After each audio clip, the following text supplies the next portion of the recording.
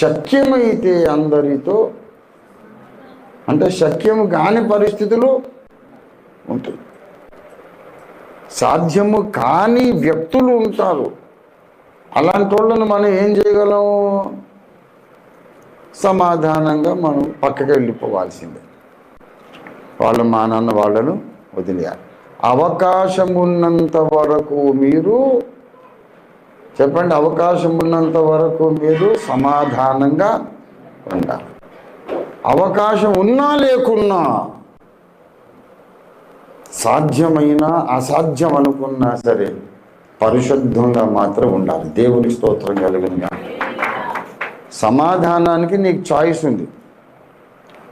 నేను అనుకున్నప్పుడు వాడు కలిసి రాలేదండి, సమాధానం లేదు అనడానికి అవకాశం ఉంది. కానీ పరిశుద్ధత దగ్గర నీకు చాయిస్ లేదు. నీకు సాధ్యమైన అసాధ్యమైన ప్రాణమే పోయే పరిస్థితి ఉన్నా సరే ప్రాణమైనా పోగొట్టుకో, కానీ పరిశుద్ధతను పోగొట్టుకోవద్దు.